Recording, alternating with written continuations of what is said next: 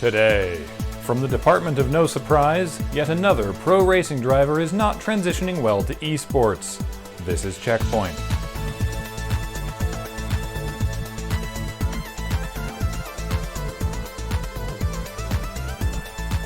Welcome to CheckPoint. Our sourdough starter is on its 15th day and is ready to be baked. And if you're on your 90th day of quarantine, you too are ready to be baked.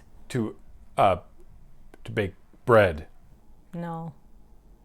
Is it just us that finds it hilarious how badly professional racing drivers are transitioning to the life of esports with its increased public visibility and very real repercussions for acting like a dingus? No? Good, because it happened again. Team Audi has benched Formula E driver Daniel Abt after he placed third in a charity event by using a ringer. After landing a much better time than he had previously, and with a suspiciously obscured face cam, even one of the commentators jokingly remarked, "Someone must be racing for Daniel." Following an investigation of IP addresses, it was revealed that, indeed, professional racing simulator driver Lorenz Herzing had driven Abt's race for him.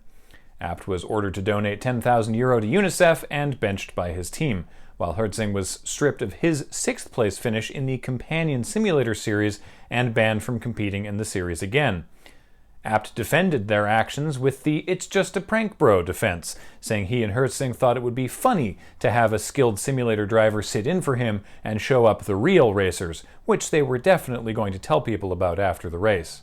And even if that's true, it might have actually been funny if this was a pure entertainment event that nobody was taking seriously. But it wasn't. This isn't the NHL old-timers game where everyone understands there's some amount of jackassery. This had qualifiers. So you know you're the jackass. I know these drivers probably think this is all beneath them, but the internet continues to be real life, complete with consequences. Bethesda had to delay Fallout 76's annual Fast Knock parade, and not because of COVID-19. In fact, the problem was a lack of intestines. You see, because this delightful masked robot parade is in a video game, players had to do a bunch of fetch quests before it could start, and one of them required animal intestines. Normally, they're super easy to find, but thanks to last month's Wastelanders expansion, which somehow nerfed the spawn rate of wildlife, the quest was basically impossible. Bethesda had to delay the event until a fix was in place, which was awkward, but I'm glad they had the guts to make that call. In the land of the rising sun, you can find many wonders. Breathtaking scenery, jaw-dropping architecture, an adult novelty shaped like a gray brick. But among these many marvels, you can also find stores selling the Nintendo Wii for 50 yen. And that's not all. You can pick up a Nintendo DS for 100 yen. At that price, why not pick up a couple? 100. Give them away at Halloween. But why not dream bigger? In 2003, the USA's National Center for Supercomputing Applications dropped 50 grand to buy 100 PlayStation 2s and built a cluster capable of 500 billion operations per second. And now, in 2020, you can drop $200, that's 200 yen per console, and have your very own supercomputer. Do any of these consoles even work? At these prices, they can afford not to. No secret is safe in Animal Crossing New Horizons, the latest collective obsession of humankind. This is generally because, as a species, we are very curious, and specifically because of Ninji, a 4th-year university student from Scotland who can decompile a game like nobody's business. Although they are rarely credited, Ninji is the source of pretty much all the juiciest Animal Crossing information, and thanks to them, we now know exactly how the game determines which villagers will ask to move out.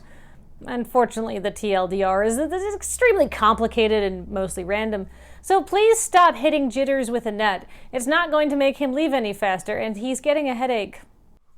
Manchester United, the generator of pub arguments that sometimes plays football, is suing publisher Sega and developer Sports Interactive over their use of the term Manchester United in the long-running Football Manager game series. Even though, as Sega and SI happily pointed out, they've been using that name in the series since 1992, and Manchester United have seemed pretty cool with it in the past, with many players and staff going so far as to, play the game and talk positively about it to the press. Just not the Man U legal department, I guess. The thing is, Sega and SI are very careful about their use of the name because that's all they use. They don't use the Man U crest or colors or uniforms, just the name, which Sega and SI argue is fair use for a football simulation game. But that's also a problem, because Man U claim that by using the name Manchester United but not their crest, instead using a generic red and white stripe graphic, Sega is denying Manchester United money from licensing it to Sega.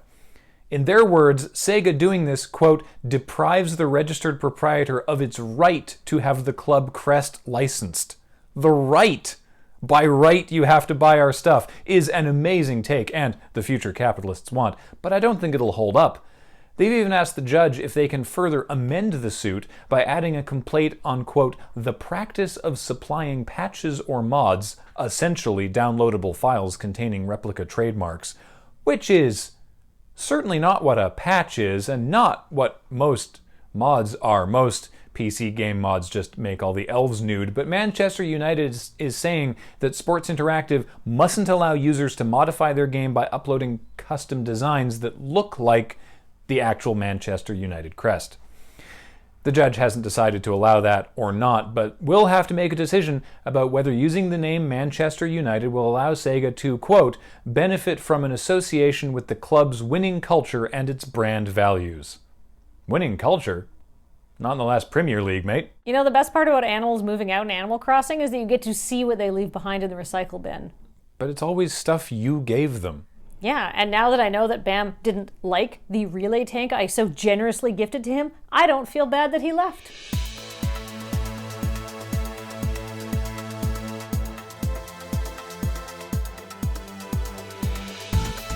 Coming up, a mod has given Overwatch's Widowmaker what they're calling actual spider legs, and what Beige is calling a gross affront to all the Monster Girl manga I read.